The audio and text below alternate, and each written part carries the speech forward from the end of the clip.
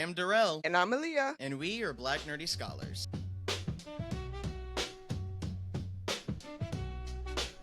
Hello, welcome back. Hey. For our visual people, I am clearly in a different space. Yes. So I had to... Here's what I've been dealing with all weekend. But I need to bleep the F word because it's only a couple minutes into this. But just that's how mad I am. I have to film at our editor Peter, love him down.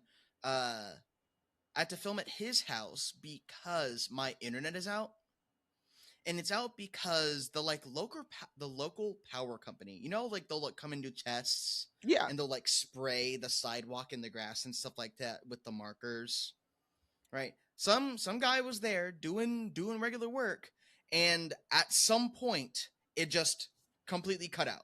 But it didn't just cut out. It didn't say internet out. It would connect to the router, but it would then go, just kidding, your connection has failed. There's something critically missing in your internet, whatever. It's it's missing this access. So it's a unique thing. It's not just router don't work.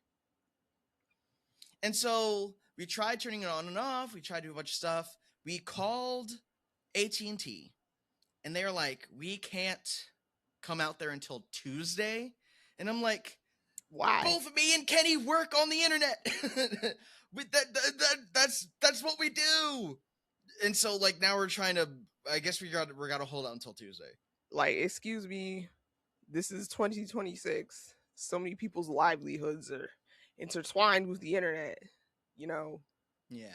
Why isn't there one single universal internet that reaches everybody everywhere with no issues ever? Huh? I thought this was the future. I'm this sounds like the start of a dystopian novel, I can't lie. Honestly. We find out they killed off the guys who figured out. One by one, the corporations restricted the internet access, creating a augmented demand for entertainment. Yeah, that's like the opening crawl. But it's true. True. That's how cable companies used to do back in the day. Yeah. They would carve up the country and go, we're not a monopoly because we're competing with each other. But in this town specifically, I am a monopoly. But it doesn't count. Because we still have each other. That's what I've been going through. So that's where I'm at. How have you been? I've been I was fine until I tweaked my back, as our beloved Peter will put it. And yeah, I think I've been coming to terms. What were you doing? What happened that you tweaked your back? I think it was during glute bridges. It's the only thing I could think of that involves my lower my lower back. And it's not usually a move I've ever had problems with, so I guess I wasn't thinking about it too hard, when I was doing it, but I definitely will be more mindful in the future. I think I'm also I've been wow, no, your body doesn't hate you, but you have to understand, as you get older, your body's less forgiving. I feel like that was a better way to think of it than he's turning against me. But no, you just can't be moving like a young hoe with no bones, Now your bones, they matter. How are you feeling now? It doesn't hurt as much. I can't really still bend over fully, and touch my toes and shit. But I figured bend over, touch your toes. Sorry. I walked right into that one. But yeah, I went to the movies okay, Okay. Just not been exercising, I guess. I'm I'll hold out on that for a little bit. Okay. Well, that's good. That's good that it's recoverable and not something you had to get crazy checked out or anything. Yeah, I was oh no, I don't have time to be checked out right now. Can I maybe I have a story about the gym that happened this week that I think is too graphic for the main channel. We're so instead, put a pin in it. Put a pin in it, and I need to write tell you the story about the gym this week. Yeah, write it down. I'll tell that story in office hours. Our show after the show. Always be plugging. Yeah, I still have been going to the gym, and it's going well. It's going okay. Yeah. Slowly but surely. Huh? Like when you start the gym, it's like slowly but surely. No, it still it doesn't feel surely yet. I still hate it. I hate it.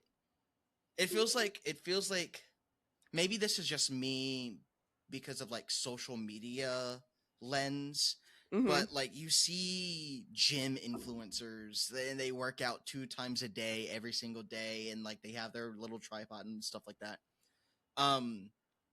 And it seems like even if it isn't like yippee gym, they're like it makes them feel good and energized. Nope. Not me. It makes me feel awful.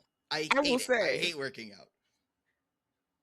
I know it doesn't start this way, but with so many of the gym influencers, I'm like, how much of the serotonin is conditioned to like, hey, I see that 10K in my bank Yeah, account sure. after I go to the gym like twice a day? Because I was honestly wondering, when I first started working out, I would watch these routines, and of course, I would mainly watch women, and I'm like, how do you have the energy to gym twice a day? And also make all these like very intricate meals that look quite delicious, like very opposite of the gym bros where it's like, I got eggs, chicken, and rice.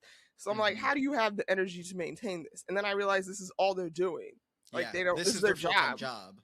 And I'm like, shit. If this was my full time job, I'm sure I would feel, I would feel way more passionate about going to the gym.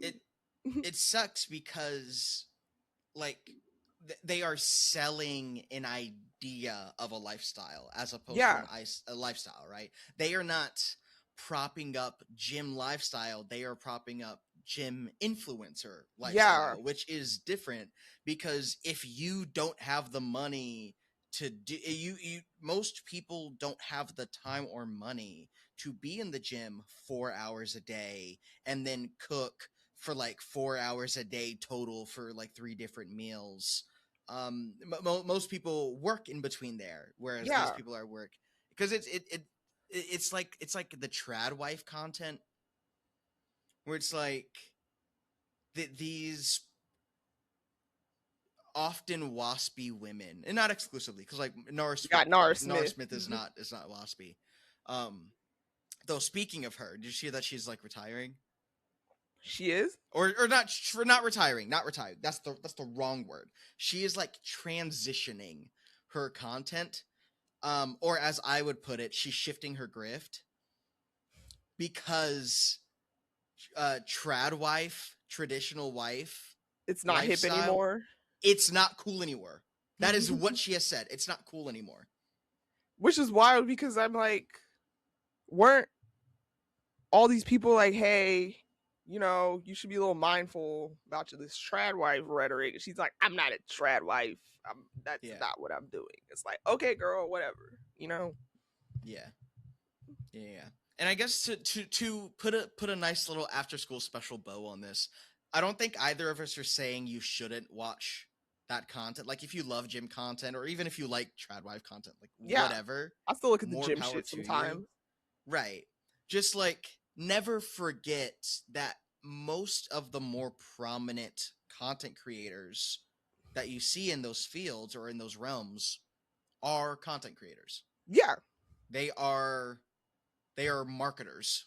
They are selling you an idea and selling you supplements and shit like that. Right? It's a little dream they're selling you. Like, oh, I can go out and just go to the gym twice a day and also have this really cool, colorful meal and not be dead tired. Because let me tell you, and also do get ready with me's and go out to drinks every night and also get a trip to Keiko's or whatever. Literally to the islands every other week.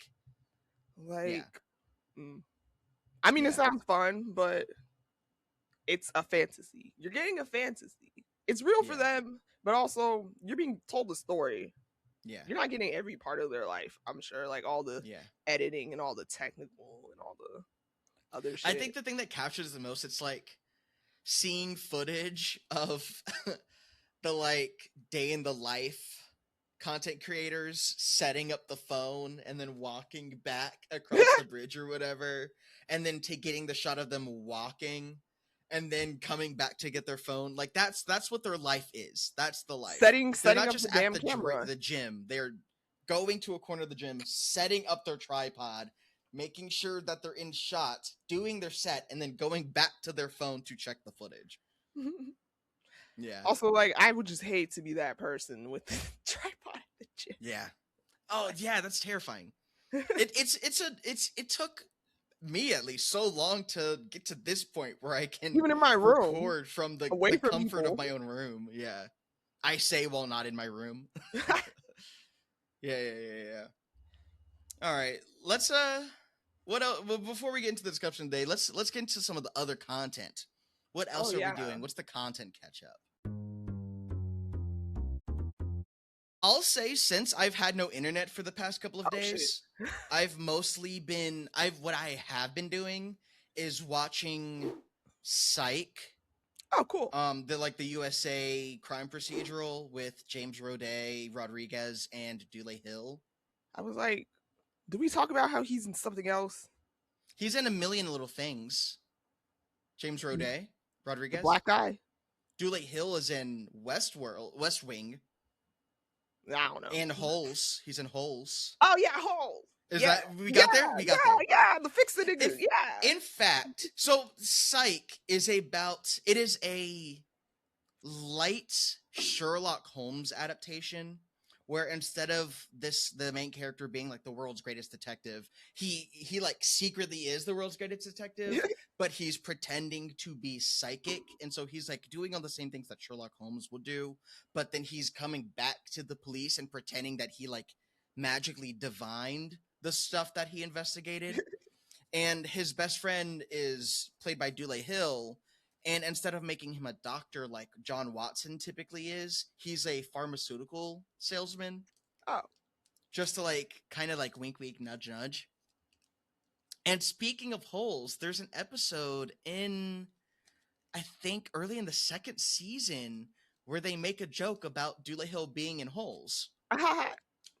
I love when that like they're investigating some paleontologist or something like that, and there are a bunch of holes, and he's like, man, this is just like that one movie, and then Dule Hill's character guesses every movie that isn't Holes, and he's like, no dude, obvious, it's that one movie.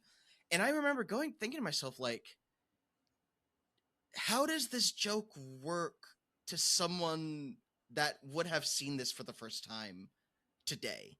Right, like a 16-year-old, you know, like when quarantine happened, a bunch of people went back and watched The Office. I'm sure a bunch of people went back and watched Psych, and I'm willing to bet that there's going to be another wave of stuff like that at some point. So there's a world where Psych gets a little more popular again, even the if kids it's are nostalgic. Like, I remember asking them what their favorite shows are they're watching. I had people saying like Gilmore Girls and wow, what's another throwback that they mentioned, like One Tree Hill. They're yearning for the nostalgia, for the longer form serialized content that has more than 8 episodes. Yep. Yeah. Like shit, we're not even asking for like 27. You could give us a cute little 13, like a HBO. Yeah. Just give us a cute little 13. Yeah. You're so right. One of the things that I've noticed while watching this, I, as you know, and as I'm sure viewers and listeners can tell, I am autistic. Right? Yeah. Whoa! I would never He's bald. I'm autistic, and one thing that has been weird rewatching Psych has been noticing how many of my mannerisms I definitely got from watching James Rodriguez perform Sean Spencer on Psych. There's this like brief little thing in one of the earlier episodes where in the background, like the actor does like this thing with his arms to like just kind of be annoying, and I do that as a like physical stim sometimes, and I'm like, I'm you. Oh no. What's like, I'm realizing that my entire life is like, if SpongeBob and Sean Spencer had a baby that was really into anime and books, that's me. Just like a really nerdy dweeb born of those two fictional characters. That's me. Like, oh, I'm like, who are my fictional character parents? Who are your fictional characters? What makes you? What makes you?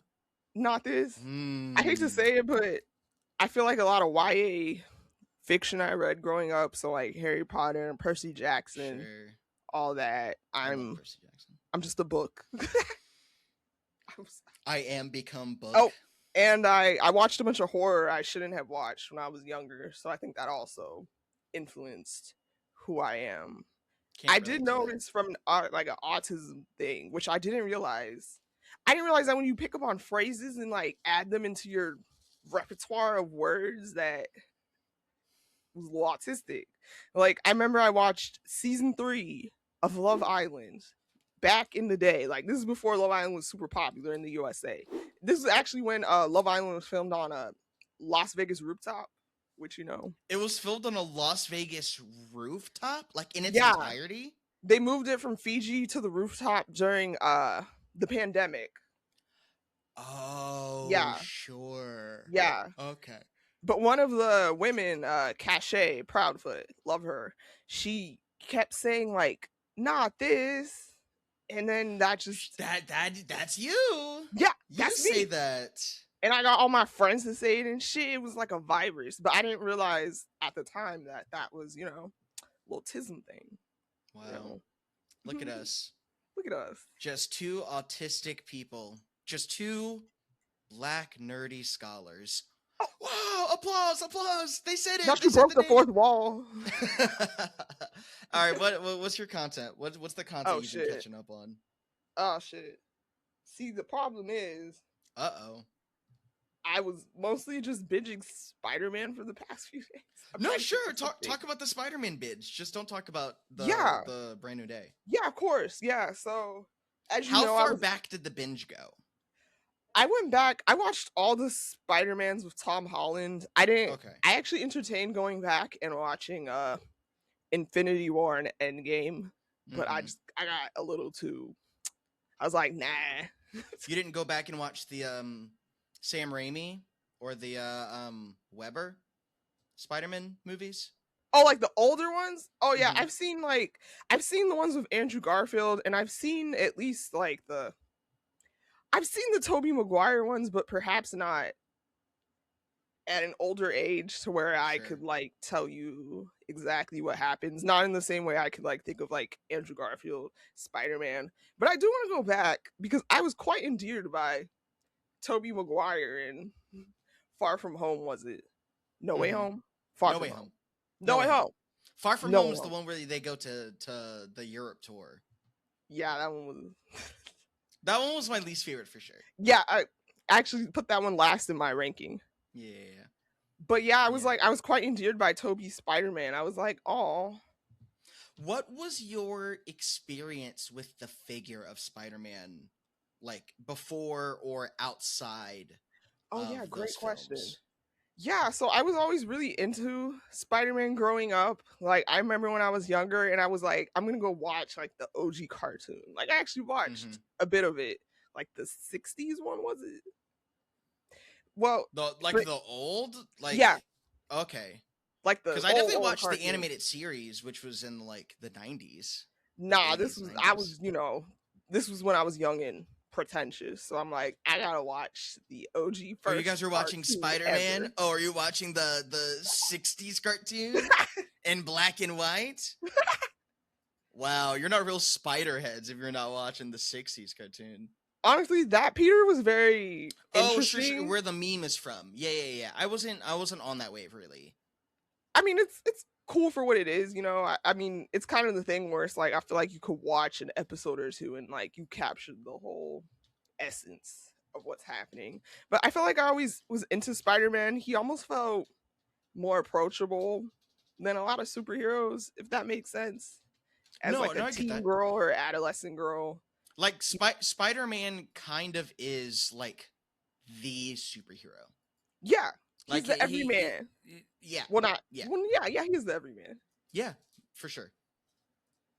And you compare him when you compare him to like, you know, like a Captain America or an Iron Man or Superman or a Batman, they almost feel like untouchable in a certain way, or like I think they signify something different Sure. than like Spider-Man. But you know, Sure. his whole thing is he's like the friendly neighborhood Spider-Man. But actually Yeah. I think I told this story before, how I got like, I used to wear a Spider-Man jacket to school. It was just Uh-huh. it was the all the way. I never like wore it like zipped the hell up. I wasn't that. It's just one of the hoodies that zipped all the way up. Yeah, like I got it Sure. from Walmart, and I was like, "Oh shit, mom, please, can you buy me this?" She's like, "Sure, whatever." I was like, "Oh shit, not it actually worked when you ask your parent to buy you something at the store." But yeah, like this was also at the time where I was like, you know, I just moved to a new school and I was trying to like make friends and shit. And then like Mm-hmm. one of the black kids, I'm always saying this because I was like, I really want to fit in with the group of black kids, you know? Sure. And she was basically like, "Oh shit, when you used to wear your Spider-Man jacket to school, I like thought you were one of the kids who ran the school," which, you know, as nerds we know that what that is signaling. And I was like, "Oh shit, I can never wear this jacket to school ever again because, you know, I'm gonna get roasted into oblivion." And I hate looking back at that, like, damn, I hate that I like cared so much even though I know I was just like a kid, you know. Mm-hmm. Like new me wouldn't give a fuck if somebody said that to me, you know. But younger me, it was like that was like one of the worst things you could like say to like a nerdy kid who's a little insecure. Yeah, But for sure. anyways, Been there. he's always been close to my heart, you know. Yeah, same. I've definitely pretended to be Spider-Man more than anything else in my life. Yes. I would do flips and stuff off of my bed trying to be Spider-Man. Um Things used to be so simple. Right? Wow. All right. I think we've teased the people enough talking about Spider-Man, Yeah. so let's get into the discussion of the day. Spider-Man, brand new day. First impressions. I was like, this was a I haven't fully decided if it's my favorite yet. I think Oh, okay. Interesting. I thought you were gonna go a lot more middling. Yeah, no, I really enjoyed it. Yeah. I really enjoyed it. I think easily my favorite Tom Holland Spider-Man movie. And this might be recency bias, just Okay. asterisk. It might be my favorite live action Spider-Man. Oh, cool. Not my favorite Spider-Man ever. That's Into the Spider-Verse by far, like by a lot. Oh yeah, of course. They're not touching Miles. It goes Into the Spider-Verse, Spider-Man PS4, everything else. But this movie is pretty good. It's pretty good. I really liked it. Also, I was in that bitch crying. I won't say why, but yeah, definitely. I won't say why. I'll never tell. Yeah, let's try to get through the spoiler-free stuff first. Yeah. Spider-Man: Brand New Day, starring Tom Holland, Zendaya, Mark Ruffalo. Spoiler: Mark Ruffalo, I guess. John Bernthal. No, he's in the trailer. It's known that he's in this movie. Yeah. Also, like, I feel like we could. That's not really spoiling anything. Yeah. You know. Jacob Batalon, Sadie Sink. What's his name? Tremel Tillman from Severance. Love him. Good stuff. Yeah, brand new day. I think. Yeah, you're gonna say something? I was gonna say we're leaving off. You know, after Peter has gone through with this spell with Doctor Strange in order to make everyone forget who Peter Parker is. So that includes his beloved MJ and his bestie Ned, which was, I gotta say, the Goodbye and Far From Home was. Wait, no, fuck, No Way Home. No Way Home. The better in my defense, I watched these all in like quick succession. Like I watched Far From Home and No Way Home like back to back. But yeah. And now we're really seeing Peter sort of settle into this idea of like, I have to fully be Spider-Man, you know, and I can't be Peter, or not even like, well, yeah, Peter Parker, he loses people get hurt because of who he is and because of Spider-Man, so I can't be Peter Parker anymore. I just gotta be Spidey. And I gotta say, like, it is really exciting to finally get adult Peter again. I think Peter's better when he's an adult. I gotta say, like, I think teenage Peter Parker, teenage Spider-Man in general, even when Miles is a teenager, I think it runs its course really quickly for me. Yeah, I think there's really, I feel like he has kind of like the same plight, which is like, oh, I'm a kid balancing being a superhero. I want to have my real life, but I also want to be a superhero. So it's like we kind of saw the different phases in the movies. Like first one, he's like, I'm so excited to be a superhero. Blah blah blah. That's all I'm worried about. Then it's like, oh wait, I kind of want to be a kid still. Blah. How do I balance that? And then we have like, oh shit, people are actually getting hurt because of who I am. Like, I don't know what to make of that. And now we have like the final thing. I think of like his adolescence and him going into adulthood is like, how can I balance the Peter Parker and the Spider-Man, which is not just like a Peter Parker plight, but I think it's almost like we see like the common like ushering into adulthood, like the superhero kind of tale. Yeah. And yeah, I just love like adult Peter and his humor and his little, I think it all works really well. And like, I think Tom Holland's did a great job. Like, great job. This year has been the Tom year. Like, or maybe not even this year, just at least the summer. This is Tom Holland's summer. Tom Summerland. Side note, I think it's hilarious how the prestige of the Odyssey seems to have like tweaked his brain a little bit. He's like, wait a minute, I like this. I want to be in more. Wait, I actually love acting. Yeah. What the hell?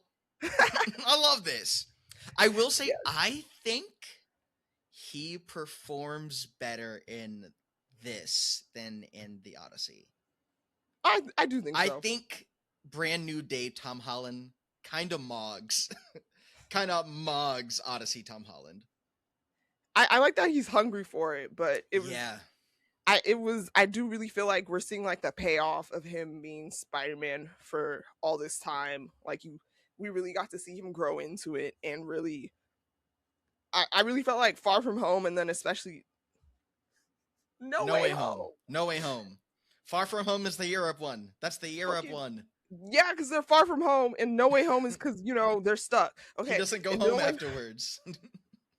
In No Way Home. In Homecoming, he goes home, and Far From Home, he's not at home. In No Way Home, he can't go home. Well, he can't. It's not that he can't go home. The other Peters can't go home. No, you know? At the end, he can't go home. Okay. Yeah. Yeah. I don't remember what I was saying. How hard can this be? Lock in, Leah. Come on. Not this. Yeah. I do want to compliment. But this is part a compliment to Tom, and just also a compliment to the production team and all that stuff. He's in that suit. He is in the Spider-Man suit for most of the film, mask down. Like, that's the him. Scene with okay, wait, is there, okay, because, you know, I didn't watch some of these. So was that like new Black Widow, which is what's her name? Yes. So that is her character. The actress Florence Pugh plays. Love her. I gotta say, Yelena. One of my favorite white girls. Who is Black, like Natasha Black Widow's adopted sister. Oh. Who is now just Black Widow. She's the new Black Widow. Yes. She's also, like, I guess, the leader of the Thunderbolts. I haven't seen the Thunderbolts. At that point, I was really checked out, and so I hadn't done that homework. It's like her, Bucky? It's like Yelena, Bucky, Yelena's dad, whose name I don't remember, U.S. Agent John Walker, is Anthony Mackie? No. He's not just Captain America. Okay. Yeah. And also barely at that, because Disney didn't really give a shit about him. They said fuck Anthony Mackie. Which we'll talk about more. Put a pin in that. We'll talk about all the shit they just fucking canceled. I want to finish talking about the good stuff first.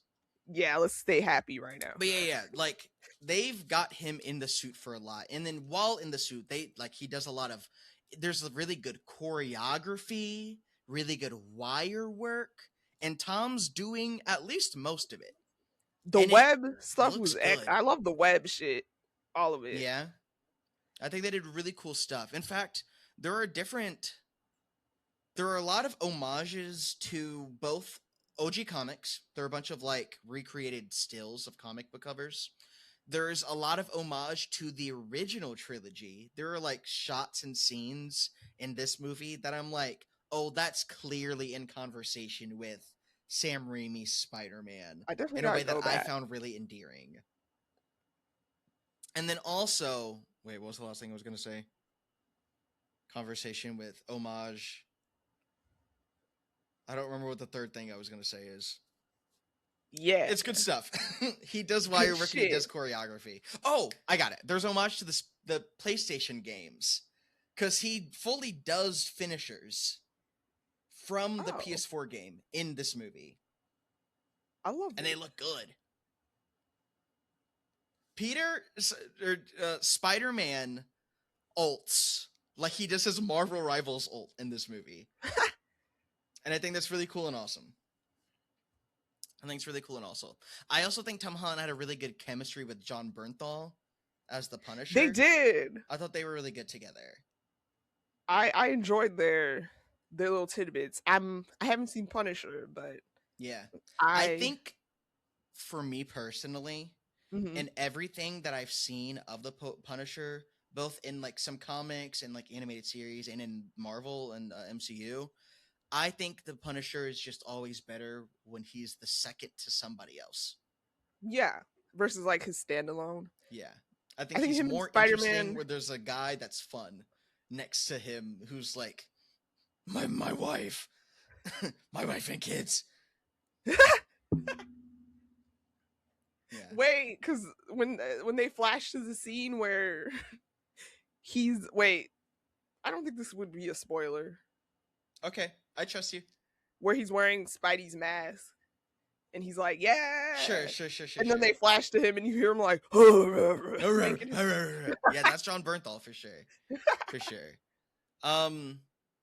Everyone else does a really good job. I think Zendaya and Ned what's his name? Jacob Batalon and Tom Holland, they're clearly all friends. They have really good chemistry together. Honestly, I don't know if it was intentional, but when I see Tremel Tillman, I have a hard time like trusting him. No, I get it. He's kind of like what's the nigga that plays Littlefinger? Yeah, in Game of Thrones. Gillen. He's like if he were black and big with the big butt. Yeah. Quadruple B. Like I feel like big butt. I would let them sell me a dream, but then I'm like, ooh, here I am. Yeah. You just all my money's like, gone. You're scheming something. Yeah, exactly. Like they're almost like they have like that handsome, like devilish sort of crossroads demon sort of charisma. It's giving Raphael from Baldur's Gate 3. Oh, I haven't met Raphael. You haven't met Raphael? We've met Raphael. We'll come back to that. We'll come back to that. In Act 1? Yeah. Oops. The devil? Yeah. You meet the devil? A devil, to be more specific. And I didn't try to smash that. I gotta look back. We'll get you there. We'll get you there. Bet. Yeah. Oh wait, I think I remember now. You remember now? Great. I think just the direction. We already talked a little bit about it with the choreography and the wire work, but just visually. Oh, like the scene with the what are they? Are they? There's some type of ninjas that the damage control. Yeah.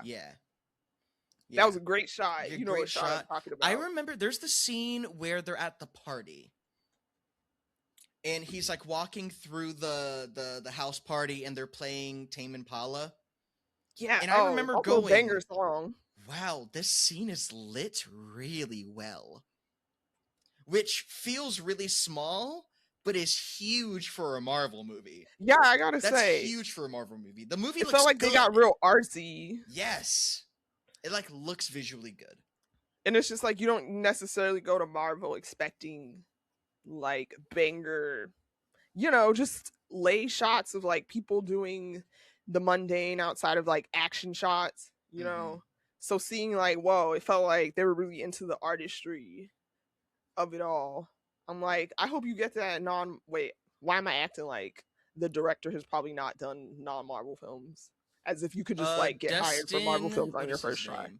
Destin Daniel Cretton. Craig. Cretton, Cretton. Cretton. He did Shang-Chi. Oh, okay. He also did that first season of Wonder Man. Rest in peace. We'll talk about that later. I did feel like Shang-Chi was pretty. Naruto? Wait, what the hell? What? Say what? Oh my god, I think they're doing a Naruto Netflix series. Oh? And he seems to be the director, which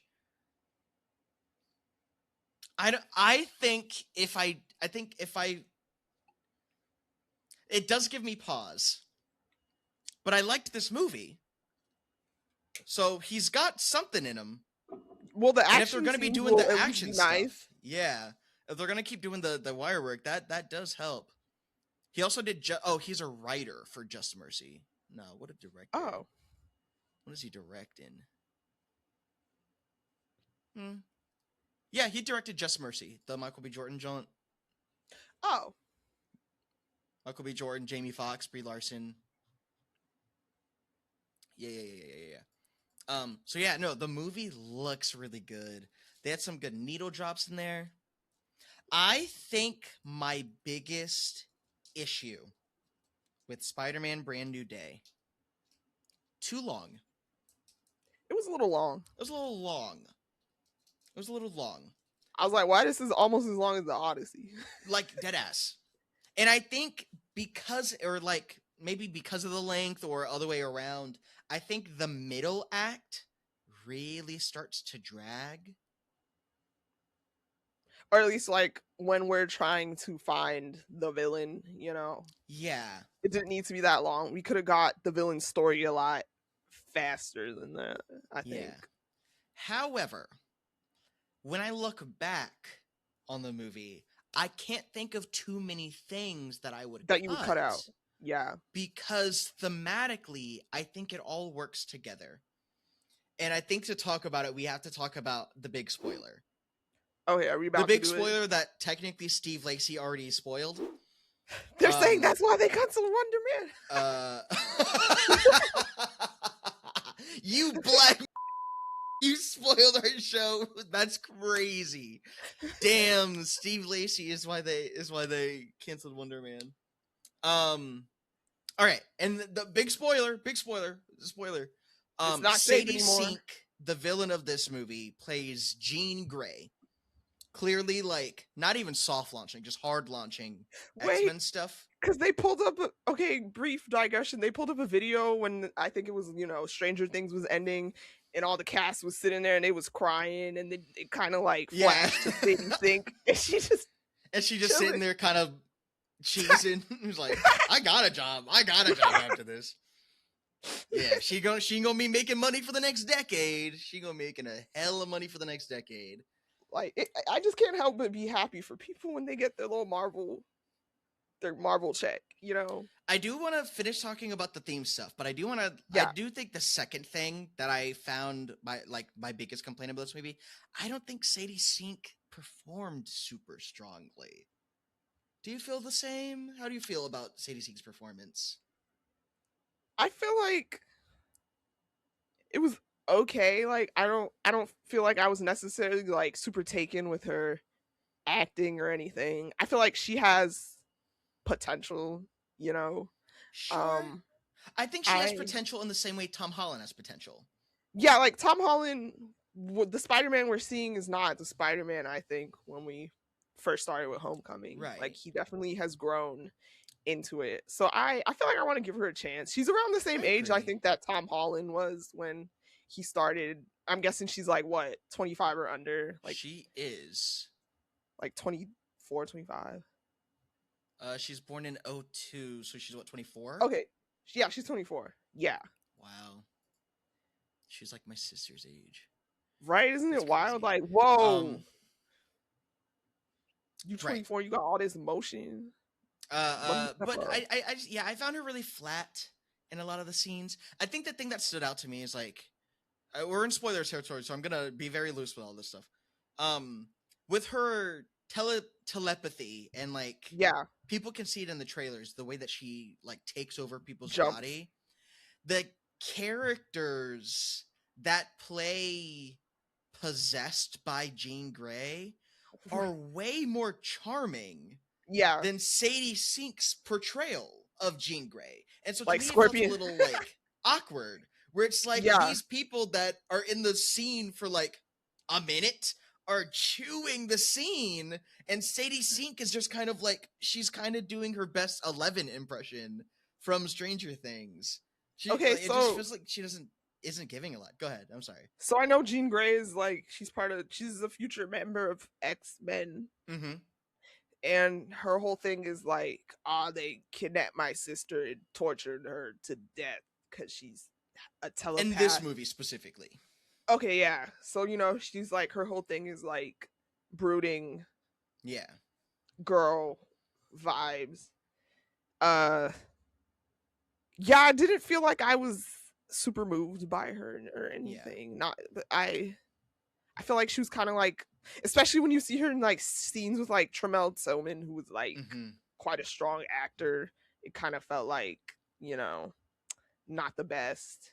Yeah. But, I feel that. I have hope. Because I could almost feel like, and maybe this is my projection, it almost felt like he was trying to come down to meet her at her level, which, I mean, like, sure, I'm not a professional actor. I don't know how all those things will go, but it just felt like, just following up on exactly what you just said, those scenes felt really weak because they just weren't giving a lot. Yeah. Like, even I felt like the scenes that moved me most were like, for example, when Peter lets her into his mind, and we see the scene with her and Aunt May. Yeah. Like, I was like, that was when I was like, tears. Yeah. But not necessarily because, but not necessarily because of something she did, Sure. Like, I think Marissa Tomei is just like, first of all, I'm in love with her. Also, like, how did I not see her death, like, coming? I think, okay, you know what I think happened? I know why. It's because... Yeah, go ahead. Or I just assume, like, when the series started, I'm like, there's no Uncle Ben, so he must already died, Yes. We already covered that. No Way Home is a soft origin story for a brand new day. Yes. And I'm like, fuck. And then even when I watched I felt the same way. No Way Home, it's like, we're going through all the people, Peter loses, what's it called? Peter loses Uncle Ben. I mean, Peter 2, I'll refer to him as that. Peter 2 loses Uncle Ben. Peter 1, he loses, Peter 3. My fault. Uh-huh. Peter 3 loses Gwen. And then we see Peter 1, I'm very tickled by the order. Peter 1, he loses Aunt May. Mm-hmm. And it's like, whoa, oh my God. I was crying. Yeah. Needless to say, I was crying all weekend. Period. Good. And I think that's good, because I think the movie does land those emotional moments, which I think, like, most of the other, like, Tom Holland Spider-Mans don't hit to the same degree. And I think it's this movie feels very comic booky. Like, this feels like a Spider-Man comic put on screen, mostly. I decided I think this is my favorite, because what I do feel like it does better than No Way Home. I did it. I feel like there's a few moments in No Way Home where I felt like they were playing a little too much into like meme or edit culture. Yeah, the way, like, I enjoyed my time with No Way Home, but I feel really like morally opposed to it because it felt like nostalgia bait. It felt like, remember this guy? And I'm like, yeah, I remember that guy. Like it was a bit. It was a little nostalgia baity. Like, we're gonna bring back all the people you are endeared by from prior Spider-Man movies, and then also like, we're gonna do the meme, which is fun. But then there's like a few lines where I'm like, I feel like you wanted me to clip this. Like, where I think there's a part where Andrew Garfield is like, "I love you guys," and they're like, "Okay," like to the other Spider-Man. And I'm like, y'all want to edit. And I think Marvel, you're not slick. Sorry, go ahead. Or no, I was just like, Marvel, you're not slick. I know you guys want people to make edits of your shit. Oh, they and do, for sure. do the marketing for you. I think comparing the need for like reference and nostalgia in No Way Home to the inclusion of the Punisher and the Hulk and Brand New Day, I think Brand New Day does it better because it doesn't feel like, hey, remember the Punisher? It feels Yeah. like, oh, this is a small stint of a comic run where the Punisher's also here. It's also like, oh, hey, this guy, he lives in this area. He lives in Like, New it wouldn't York. be, yeah, it wouldn't be so crazy that him and Spider-Man would be associates and work together from time to, and even be friends. Because I think they said they were friends by then. Mm-hmm. It didn't feel as, hey, here's your nostalgia. Well, come get your plate of nostalgia. Mm-hmm. In a sea of like Marvel movies, you have no idea what the fuck is going on. Yeah. And I think when I left the theater, in reference to the film being too long and the theme and stuff like that, one thing that my partner Kenny said was, I don't think we needed both the Hulk and the Punisher. And I felt similarly, except the more I thought about it, the more I was like, I do think they both kind of need to be here. I think they do have their separate purposes. Because I think there are like two main themes in this movie, right? The first theme is like burdening alone, right? Taking on the burden of life and duty all by yourself and how lonely it is. Even if it is dutiful to take on things, how lonely that is. And the fears of change. But specifically like internal change. Yeah, I feel like we needed Hulk as a sort of foil for, I think, also like power, if anything, because we like we coming got into new power that scares you. Yeah, and like I think the Hulk was the perfect foil because the Hulk's whole thing is like this like uncontrollable rage or power he has, and then we have Peter who is dealing with like these changes in his body, and like his spider side is like amping the fuck up. So I feel like the Hulk was like a perfect like, what is my responsibility for this power and like mitigate. And we see the Hulk, his little, I forgot what it's inhibitor called. Yeah, his inhibitor. Yeah. So it's like, should I inhibit my? And then I feel like Punisher was I agree. like, yeah, I agree and then he's great because he's just he's our lone wolf guy. Yeah, but he has like that great monologue where he's like, why I do you be want alone? He's like, Spider-Man's like, I want to be like you, like alone and like strong. And he's like, alone? My wife is dead. You think I want to be alone, nigga? I don't want to be alone. What are you talking about? Yeah. But yeah, honestly, I thought and the line was just banger where he was like, I would never be alone if like the people I cared about are like alive right now. Like the people you love are right there. What are you gonna do about it, Peter? Yeah. What are you gonna do about it? And I think you summed up exactly how I feel perfectly, right? I think there are two distinct major themes. One is the Punisher's theme, and the other is the Hulk's theme. But those themes don't touch at the Punisher and the Hulk. But they do touch at Jean Grey. Yeah. Right? Oh, wow, because this is the like, she's all alone. She's looking for a sister. And also just like as an X-Man, like a big part of the X-Men is like, we are a family, right? Yeah. We shouldn't do it alone.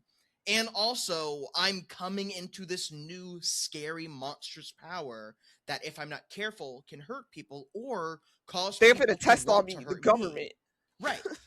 Right? So it's like, because just at the choice of picking Jean Grey to be the antagonist, you kind of had to have both of those almost divergent and reconvergent paths of like theme in the writing.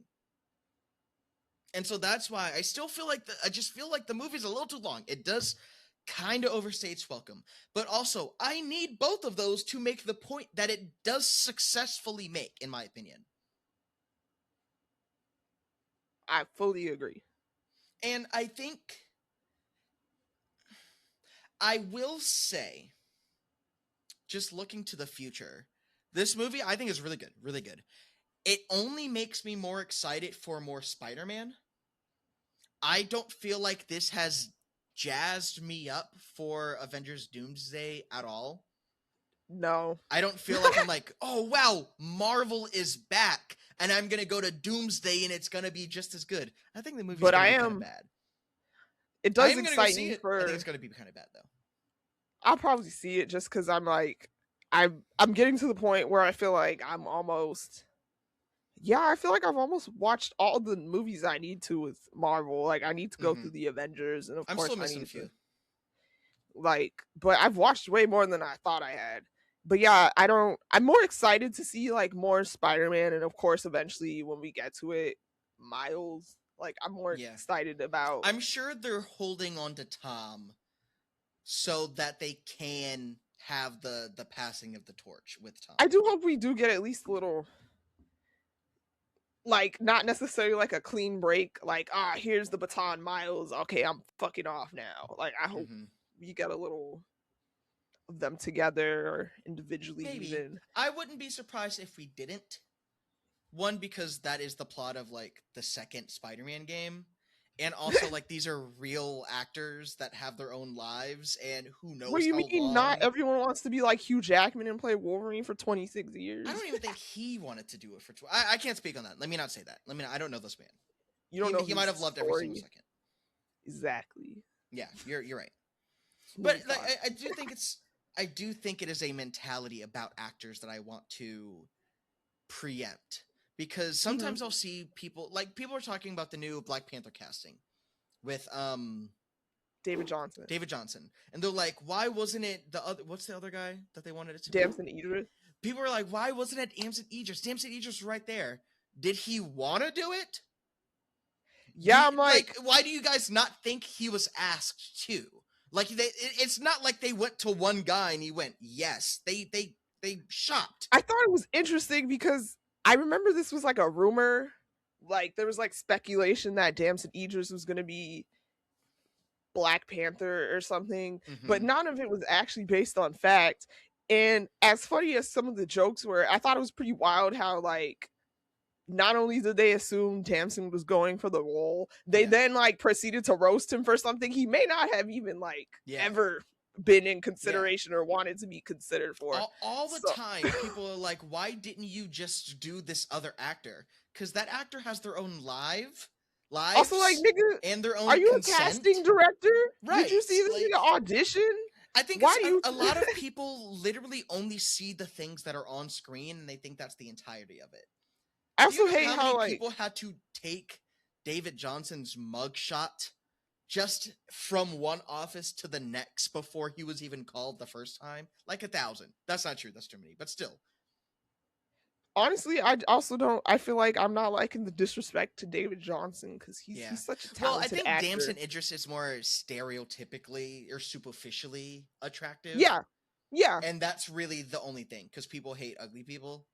Not that David Johnson is ugly. He's not. They are both very attractive men. Also, if we get into like the featureism of it, like I think we can like stop it right there about like why people would like find Damson more attractive, and I'm like, that's crazy because here I am in love with David Johnson, but that's not why we're talking about this right now. But really great actor. Check out The Long Walk. Check out Industry. Check out Wasteland. He's great. And I think at that note, we got to talk about the black elephant in the room. Also, like Blade. Also, let me tell you, I watched Blade with my dad. Wait, hold on. We got to say the news first. Okay, my bad. Days after, or not even the day that Spider-Man Brand New Day set records in the most domestic tickets in the opening weekend. They made a cajillion dollars day one. They then canceled season 2 of Wonder Man, which is also Destin Daniel Cretton's project. Even though they had already started working on the next season. They were like, things were already gearing up for the second season, and one of the showrunners like put out a TikTok, I think earlier today, that was like, we wrote the first episode already, and we were gonna start shooting. Like we were gonna start not shooting. We were gonna start pre-production in a week, and now it's just I guess it's They no stopped one it a week knows, before pre-production. right? And in the same weekend, people were asking Mahershala Ali, "Hey, what happened to Blade?" And he was like, "I don't know, man. It seems like it's dead. You gotta ask them." Like he was like, they put all this money into it. They just said fuck me, I guess. Which is a shame because we had the perfect Blade. Perfect Blade. The perfect Blade. And I haven't watched Wonder Man yet, because again I was kind of checked out. But I've only heard it was incredible. I've only heard it was incredible. I heard Yaya was killing it. Yeah, it's so whack. And obviously there's a racial aspect because it's not just these two projects. It's like, but we're getting okay. Never mind. Because it's like Captain America kind of got swept under the rug for 5 years, and then Riri Williams is gone. Like, and I know Wars it's not canceled. I know it's not the same, of course, because of like the circumstances behind it. But like Kang getting canceled and all that. Right, not the same, but also I think, but I do think that goes into what I think the biggest thing is. Obviously, Black workers stereotypically tend to be more disposable in the eyes of like CEOs and business owners. They tend to. And while I do think race plays a big part of it, I also think it's like from what I understand, when Disney finished Endgame and they went into that quarantine era of Disney Plus, right? And they started cranking out shows and movies and just doing all this stuff. Star Wars. That bled them money to very little return, like comparatively. And then since then, they had a big shift, but they had a bunch of the old projects that hadn't gone out yet, right? One of the last older projects of like the old guard is Captain America Brave New World. And you can tell that it feels like the COVID era, like soullessness. And now that they're pivoting, which includes the pivot away from Kang onto Doom and the purchase of like the final purchase of X-Men with the emphasis on X-Men and the reboots the soft reboot that they're trying to do. I think what it was is they made a bunch of deals expecting the zeitgeist to be very like neoliberal. And so they did a bunch of projects with Black people and women. And I like some of the projects, but the backlash from incels and like internet chuds and other people, but mostly that group, was so loud that I think that they were like, uh-oh, this isn't going to make us money. And we worked so hard to put zero effort into some of these things, expecting like the woke youths to just come watch our stuff because there's a brown person on the cover. Like a lot of those projects were really weak, not because a Black person was the lead, but because no money was pumped into it. They didn't have the support, and then they weren't advertised. Right? There's just no marketing. They didn't give a fuck about most of those projects, and they gave less of a fuck as more and more internet polarization like took hold. And so now with the X-Men and their shift, I wouldn't be surprised if there was someone in the background that the way that they think about the change is not, let's get rid of the woke stuff and get back to the good old comic book stuff. I'm willing to bet that it's like, well, we're going to do the X-Men, and if we do the X-Men, fewer people are going to yell at us. And especially with, I'm guessing the X-Men they're going to be pretty diverse this time around. No. I don't. No? I mean, yes, because they released is it a rumor or a casting for Beast? I know, like rumored, it's like Charles Melton is rumored. Charles Melton as Beast. Kaylee Spaney. Yeah. Is Rose. I might be spreading this. You're right. That is fair. I retract my last disagreement. However, those people, those actors of color, will not be the stars of their works. Who is the star of the X-Men? Is it? If I had to pick one, I'd say Jean Grey. But really, it totally depends. I think there's I think Cyclops, Jean Grey, and Wolverine are kind of like the main three X-Men. Not that the other ones aren't important, because like obviously there's a big supporting, like people love Storm, people love Nightcrawler, but usually it centers around one of those three, if not all of those three, especially in like movies. It's so much more complicated in comics, because you also have New Mutants, you also have all these other extra teams, and like at the end of the day, it is about a team. There are just typically people on the family team that have way fewer lines. Are we watching X-Men, or are we watching Fast and Furious? It's about the family. Right. Sure. That's not to excuse the like clearly racially motivated stuff. Like it's not a surprise, because it's not just black. I do want to push back like on the clearly they're anti-black. They are, and also like where's Miss Marvel been? Right? Where is Moon Knight been? Where are these other like Shang-Chi? What's his name? Simu Liu has been very vocal about like his disappointment with Disney. He's like, you guys promised me I'd be a Marvel movie star, and we did Shang-Chi, then you didn't show me again until Doomsday. It's like, because I really feel for his plight. It's just like I feel bad for him in the sense that he's such a terrible messenger. Yeah, because of his past. Because he is right about this. He's right about this. He's just wrong about a lot of other shit too. A lot of shit. Yeah. I don't know. I think it's really disappointing. I even feel like with like the diverse X-Men, I can't even say that's like they're not gonna. I really highly doubt they're gonna like support the diversity in the same way where it's like a lot of it feels like here damn with the casting. Yes. Because it's like the day that everyone was like, hey, what's going on with all the black projects? They were like, Samara Weaving as Emma Frost. And it's like... And really? I'm like, all right, these are, good casting, but also like, they probably will cast Storm well, but like, will they even do anything proper with Storm? Who knows? Because I do think that's my biggest issue with X. Like, I love X-Men.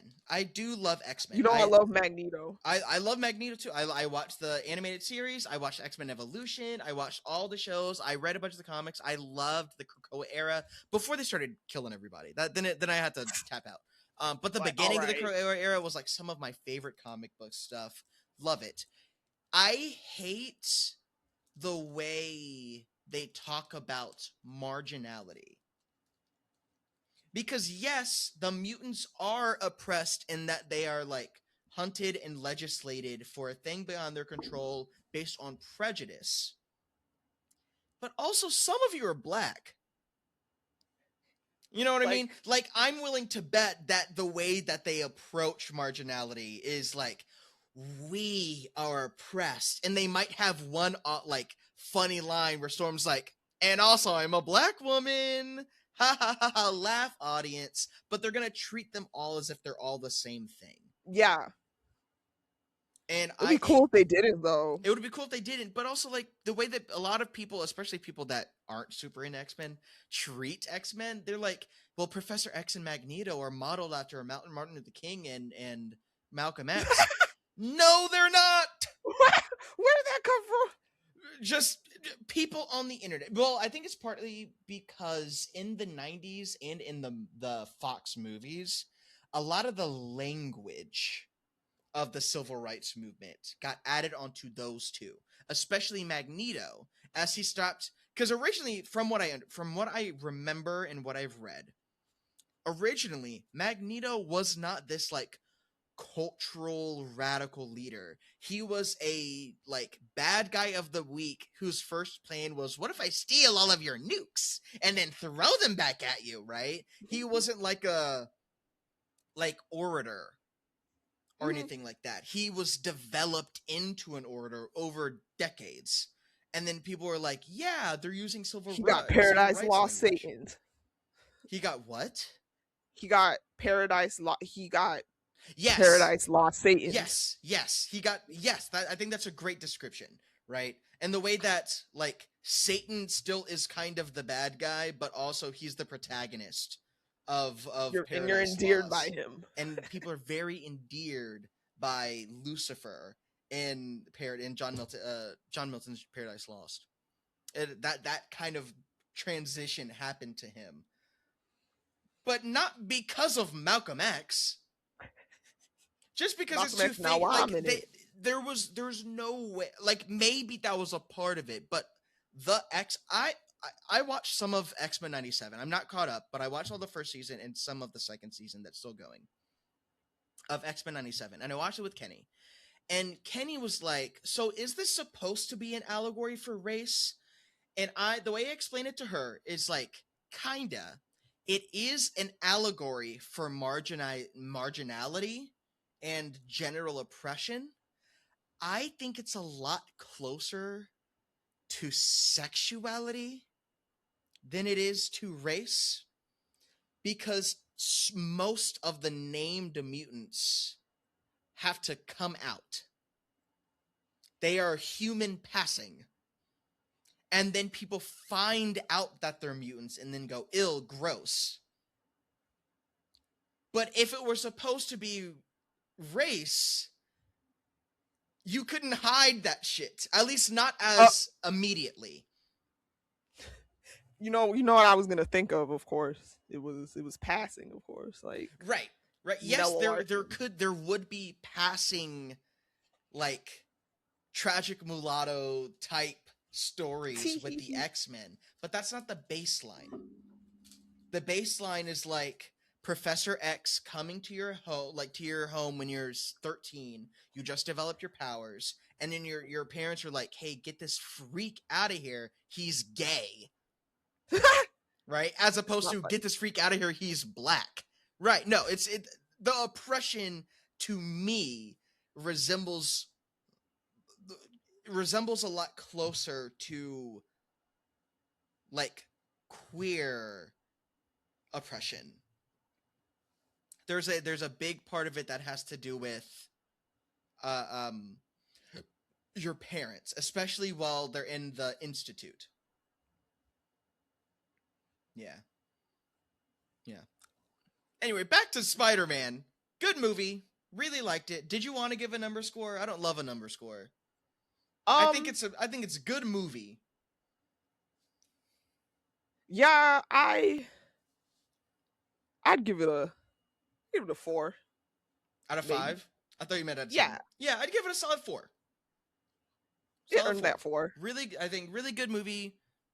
Breath of fresh air. I don't think it's enough for me to look at the trajectory of the MCU any differently. But I will catch the next Spider-Mans, and I have a lot of faith for Miles, whoever ends up being Miles.